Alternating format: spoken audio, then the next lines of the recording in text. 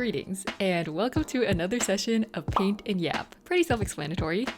I shall paint, and I shall yap, and you shall watch, if you so choose. Today, I will be showing you the making of this painting, Parallel Play. 2 summers ago, I was living with my friend Mimi in New Hampshire. Fun fact about me is that I am a big fan of painting Mimi. I thought this moment was quite comical because it is such a personality pick. These were our respective fits to go to the beach together. Mimi is a swim in the ocean or pool or lake or any body of water in general kind of girl, while I am aggressively hydrophobic. Being wet in any capacity is my worst nightmare. So I sat my ass on a towel on the sand and remained blissfully dry. This painting is part of what will be a series of mirror selfie paintings. I also painted this guy, which cost me 90 hours of my life, and also my sanity, and also the last dregs of my tube of titanium white. It's called Battle of the Toothbrush Grips, parentheses, is he smoking a tampon, close parentheses. I posted work in progress photos on my Instagram story, and my friend sent me this DM that I thought was just too excellent to not include in the title. I am of the belief that I hold my Oral-B electric toothbrush like a normal person, while my boyfriend holds it like a weirdo. Like, what are we doing here? Dental hygiene or playing wind instruments? However, I conducted a poll on Instagram, and to my dismay and consternation, it is currently neck and neck. So comment down below to help settle this matter once and for all.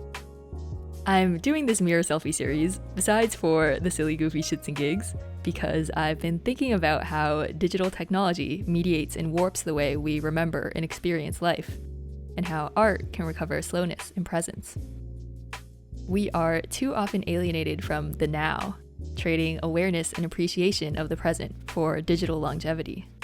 We see something pretty or funny or interesting, and instantly whip out our phones to take a snapshot to ostensibly remember a moment, which really just transports us away from it and enables us to forget. The pockets of quotidian joy get lost in an amorphous sea of pixels, abstracted into data, rarely to be revisited. But I think the slow, laborious process of painting can help revive these fleeting moments, commemorate them by elongating their lifespans. As I create, I dwell inside the ephemera, giving them a different space to exist. Spending time with a photograph, honoring it with close attention, and metabolizing it into paint on canvas is an act of care, of reverence, of devotion. By meticulously rendering the details of each scene, like that stupid dummy faucet, for example, I seek to elevate the mundane, to bestow dignity upon the seemingly trivial, to unearth splendor in the ordinary. Last quarter, I took a class on phenomenology, which is the philosophical study of the structures of experience. Big dog in the game, Maurice Merleau-Ponty, wrote a book in 1945 called The Phenomenology of Perception. In it, he talks about how we incorporate objects into our bodily space. For example, when you're driving a car, it becomes like an extension of your body. The way you perceive space and distance as you navigate the road is shaped by the way you inhabit the vehicle. If I possess the habit of driving a car, then I enter into a lane and see that I can pass without comparing the width of the lane to that of the fender, just as I go through a door without comparing the width of the door to that of my body. This got me thinking about the ubiquity of smartphones in our society in this day and age. Just like how things can become extensions of the body, phones can become extensions of the mind. We offload cognitive functions, like learning and critical thinking and memory, onto our devices. How often do you let a piece of information slip easily from your mind because you know you can just Google it later? Do you know your loved one's phone numbers, or do you rely on the Contacts app to keep them stored? Do you remember your friends' birthdays, or do you need calendar notifications to remind you? The phone transforms into an appendage. It becomes incorporated into our modes of thinking, into our very capacities for experience. But on the other hand, our phones allow us to document our lives with unprecedented ease, creating archives of joy and nostalgia that we can share and revisit. Like mirror selfies. I'd completely forgotten about these moments until I dug them out of my camera roll. Looking at these again unlocked a whole treasure trove of surrounding memories.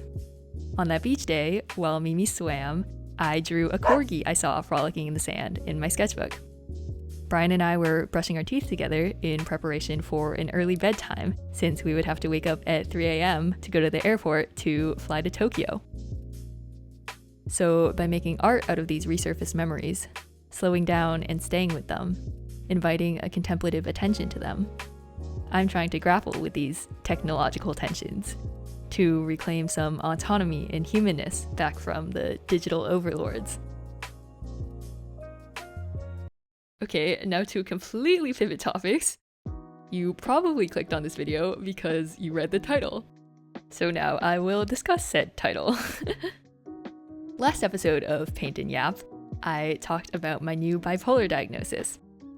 Well, guess what? Another diagnosis just dropped. I officially have attention deficit hyperactivity disorder. Hey. This has been a long time coming. I've been trying to get a diagnosis for almost a year now. I've had a suspicion for quite a while that this was the case, but it's validating to finally have medical confirmation and relieving that the doors to treatment are now open. 2 weeks ago, I went on a hike with my boyfriend to celebrate our 3-year anniversary. I wanted so badly to be present in nature and have like a transcendent meditative experience and whatnot. But my stupid, dummy, silly, goofy brain would not shut up. For the whole 3.5-hour hike, I kept thinking about the most random bullshit, like how oranges are hybrids between pomelos and mandarins, how rats got scapegoated for the Black Death, it was really human lice and fleas, how ants can carry 5,000 times their body weight, how crusty, dusty Elon Musk spawned 14 offspring with 4 different women, and on and on and on. I had to actively, consciously exert effort to drag my mind back to the present moment. Like, bro, get out of your head. Look at this tree. Look at this rock. Look at this mushroom on this log. At one point, I asked my boyfriend, "Are you thinking about anything right now?" And he was like, "Not really. My mind is just kind of blank. I'm just taking in sensory input." I was like, what? Incarnation? I think this might be why I have to be constantly listening to podcasts and audiobooks to fill every second of silence, even while I'm biking to class or refilling my water bottle or peeing. I'm scared to be alone with my own mind. Shit's exhausting, bruh. Hence why I have been seeking for so long to get medicated. In an effort to get an ADHD diagnosis, I first went to my school's mental health services last year, and they were like, "Sorry, can't help you." So they redirected me to the Stanford Psychiatry Clinic, who told me that I would have to wait up to 7 months for a neuropsych test if I was lucky. It's been 6 months, and they've been ghosting me. Literally not a single word. So I would just assume it was not meant to be. However, last month, I did a crazy thing. I started going to therapy. The psychologist I've been seeing has a big boy PhD, so I trust her judgment. She administered the Brown Attention Deficit Disorder Symptom Assessment Scale and concluded that I do indeed have the thing. I have a new psychiatrist now because my last one left Stanford, just like how my sleep doctor left Stanford and my long COVID doctor left Stanford. Everyone's skedaddling. I do not blame them. It's hostile out here for real. Anyway, I went to my psychiatrist and was like, "Give me stimmies, please." And she was like, I don't know about this one, chief. Because the thing is, stimulant medication carries the risk of triggering anxiety and or panic attacks and or mania. And since I have generalized anxiety disorder and panic disorder and bipolar disorder, the odds are not very much in my favor. But stimulants are so fast acting, they can kick in on the very first day, while SSRIs can take weeks or months to work. So I'd be able to figure out pretty quickly if the meds were doing me dirty instead of helping me focus.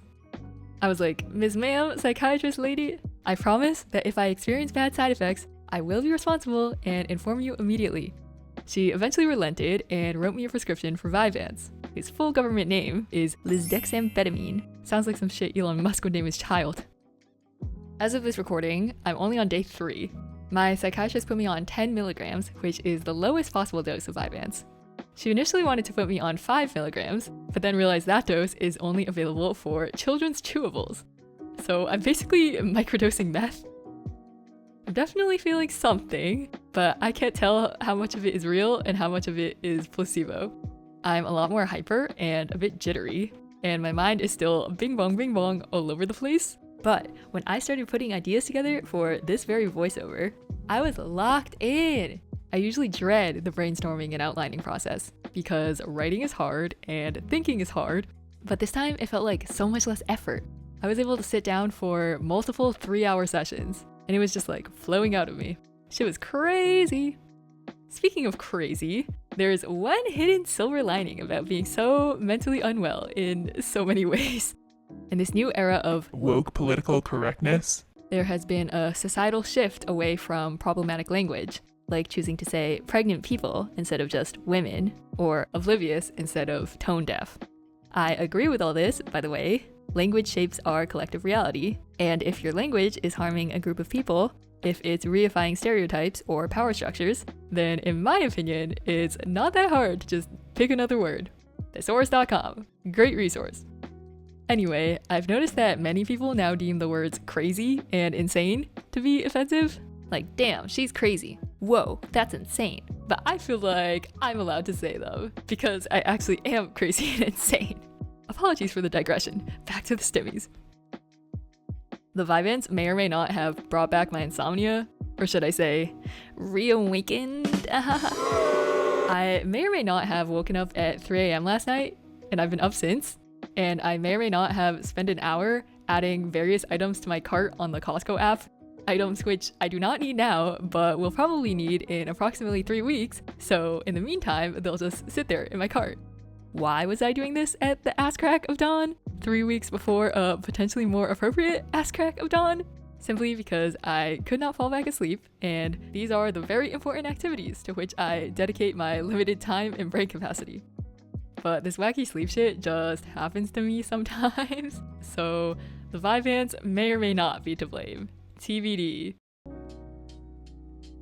In the past 3 years, I have been diagnosed with 8 different mental disorders. In alphabetical order: ADHD, anxiety, bipolar 2, depression, eating disorder not otherwise specified, OCD, OCPD, and panic disorder. Technically, if you separate out the eating disorders, binge eating disorder, bulimia, anorexia, and orthorexia, then it becomes 11 different mental disorders. TLDR, I'm a little kooked in the noggin. Western medicine likes to compartmentalize ailments into discrete conditions that correspond to a given set of isolated criteria. The DSM-5, the Diagnostic and Statistical Manual of Mental Disorders of 5th edition, is basically a bible of checklists that tell you what's wrong with you in the head. Generally, we are a culture that likes to label and categorize, and is not very much like to tolerate nuance and fluidity. Like how sexuality is a spectrum, but on those demographic surveys, you have to check the gay box or the straight box or the bisexual box. And don't even get me started on race. Social construct alert! Neurodiversity is also a spectrum. I think that each of these many diagnoses just highlight different aspects of my unique concoction of neurodivergence. The symptoms don't fit neatly into distinct categories. Everything is interconnected. My ADHD restlessness can exacerbate my OCD compulsions, which can exacerbate my anxiety, which can then make me feel depressed about being so anxious, which might lead me to binge and purge. My dear friend, who has a similar cocktail of mental quirks, told me that so much of her anxiety and depression stemmed from her underlying struggles to function because of her ADHD. She said that taking Vyvanse changed her life because it didn't just help her focus, it saved her mental health as a whole. My therapist explained that it completely makes sense that I am the way that I am, i.e. that I developed compensatory mechanisms, living my whole life with untreated ADHD. Even though these strategies were definitely maladaptive and manifest in what seemed like separate mental illnesses, these strategies were what I needed to cope. For example, there's a high co-occurrence between ADHD and binge eating disorder. This is apparently due to the increased impulsivity, the need for stimulation, and possibly even the disruption of dopamine pathways in the ADHD brain. I have been a binger for nearly the past decade. It's definitely gotten way better recently. Now binges happen only a few times a month-ish. Last month I did have a little blip where I binged for an entire week straight, but that was an unfortunate anomaly. For years though, it was consistently every single day. Like entire loaves of bread, entire jars of peanut butter, entire boxes of chocolate in one sitting. I've even binged on things like oatmeal and chickpeas and protein powder. Cause let me tell you, it's not about the taste of the food. There were definitely many trauma reasons for my binge eating, but now it's clear to me that it was more than just that. In high school, I was incapable of doing homework or reading a textbook without simultaneously eating. And these homeworks or textbook readings would take me hours and hours. So I would be constantly shoving nuts or chips or chocolate in my face for hours and hours, beyond the point of feeling ill, into the realm of violent pain. Many times, I was genuinely scared my stomach would rupture. If I tried to read something without the food, the words would simply not compute in my brain. Trying to read a sentence with no external stimmy was like pushing a boulder up a hill. And it still is like that. But I just got more mentally swole from all the reps and the creatine. And now I can more or less brute force it without relying on food. But I have to psych myself up and like give myself pep talks before starting every single reading. In my philosophy class last quarter, it would take me up to 3 hours to get through like 10 pages. Even reading my emails is too much for me sometimes. Confession, I often paste the text of my emails into Speechify so that AI Gwyneth Paltrow can read them to me. Why is reading so hard, brah? Says the humanities major. Congratulations, you played yourself. While the mental illness labels do illuminate various facets of my neurodivergence, they are not exhaustive. Like, they don't capture the fact that I have hella sensory issues. Lights that are too bright, or sounds that are too loud, or fragrances that are too strong make me want to pass away. I always have to ask for the lights to be dimmed when I'm in class, which is a bit embarrassing, and I often have to cover my eyes or wear sunglasses even indoors. I have to wear earplugs to sleep every night, and also at orchestra concerts, in movie theaters, and even in the library. Once in a class with like 12 people in it, I had to sit alone in the back corner because the guy I was next to was wearing cologne that was so strong it made me nauseous. And just the other day, I could not sit next to my boyfriend on the couch because he had just put on scented lotion. Yankee Candle, Bath & Body Works, my biggest offs. Neurodivergent is itself a bit of a questionable term because it implies a deviation from the baseline neurotypical, just like how the term minority implies whiteness as the default, or how mankind assumes maleness as the standard. Normative language conveys inferiority or defectiveness in comparison to the dominant group. I still use neurodivergent though, because unfortunately it's pretty much the only language available. But I like to think of it as divergent in the Tris Prior sense. I'm not like other girls. See, circling back to the power of language, the earlier digression wasn't completely irrelevant. I feel like this is kind of meta, not Mark Zuckerberg meta, but like meta.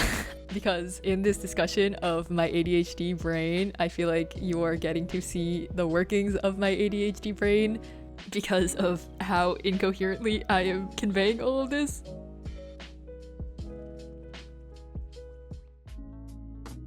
So I have been aware for a hot minute that I've been a tad mentally unwell, but I pretend I do not see it about this fact. The Nile is a river in Egypt. After I got diagnosed with bipolar though, I was forced to confront the state of my mental health more seriously. Multiple friends have been peer pressuring me, lovingly, for years to go to therapy. This time I finally listened. But I felt like if I was going to put in all this effort to find a therapist, I had to optimize. I had to find the one, or as close to it as I could get. Because I didn't want to start with someone and then end up not liking them and having to switch, and doing the whole, this is my life story and here are my childhood traumas, over and over again. So my OCPD ass had to spend weeks of my winter break researching and creating a spreadsheet listing the educational background, certifications, issue specializations, therapeutic approach, and fees of each potential candidate. I sent out a bajillion emails and did a bajillion free consultation calls. I took detailed notes, evaluated each person, and ranked them in a priority system. After all this rigmarole, I finally settled on the person I felt like I was most compatible with. So far, I really like her. She's incredibly thoughtful and very much lets me take the lead. She gives suggestions and resources to help me with mental reframing and behavioral change, but everything is explicitly optional. She wants me to choose the pace and direction of my own healing. I deeply appreciate her underlying philosophy.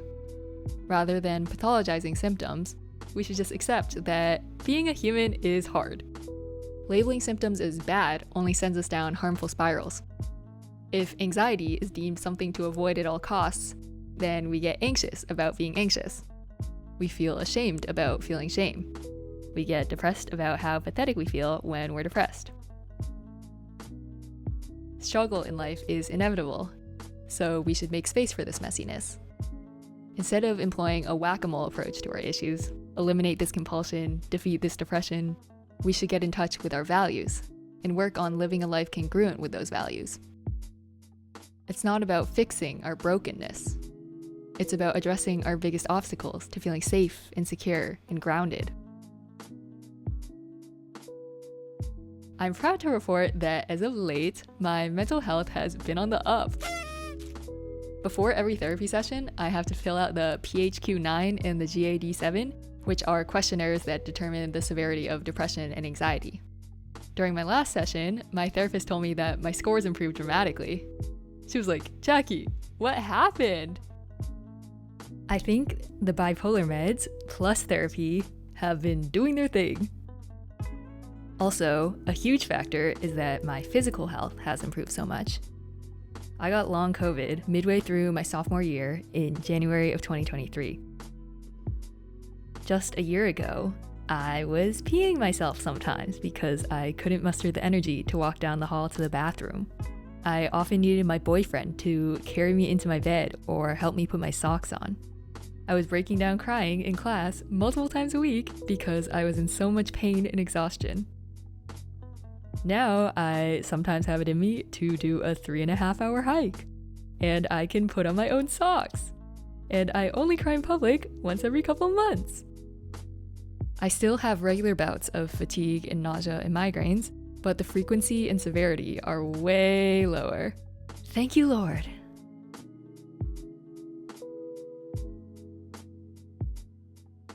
There are two primary ways of conceptualizing disability: the medical model and the social model. The medical model frames disability as a problem stemming from a physical or mental impairment in the individual, which is inherently pathological.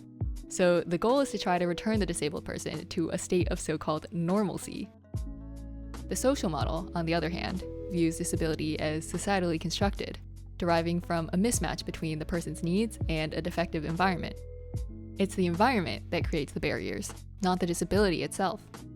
For example, a wheelchair user can get around fine if there are ramps and elevators and curb cuts on sidewalks. Their mobility is impaired only if structures are built without them in mind. This socially constructed nature of disability has rung true in my personal experience.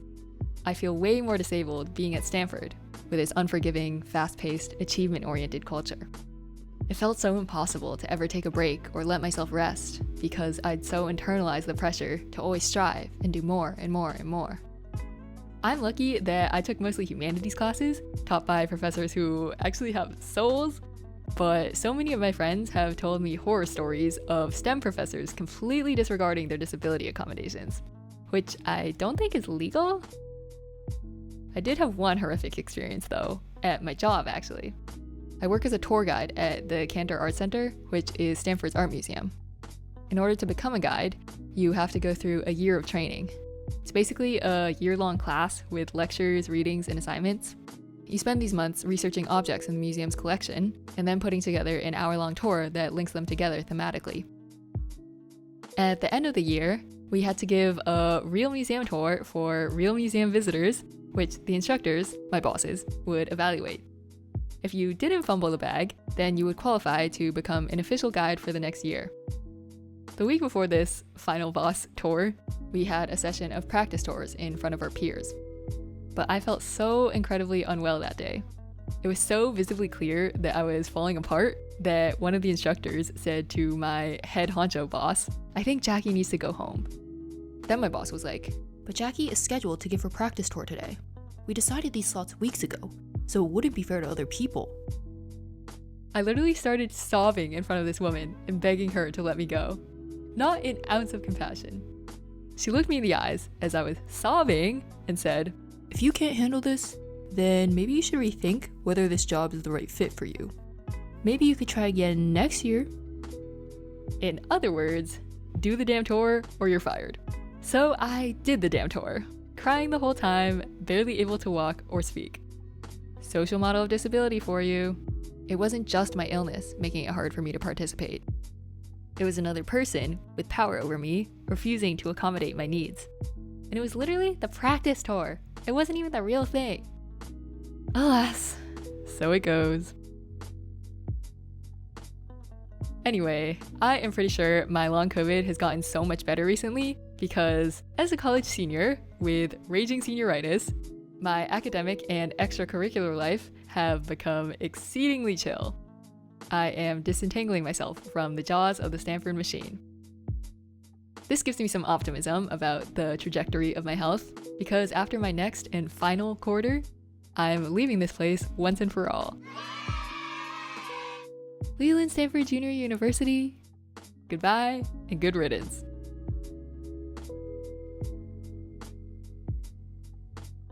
Goodbye, but not good riddance to you all because this video is coming to an end. Thank you so very much for joining me for another Paint Yap. I hope you have a funky, fresh, fantastic, phenomenal day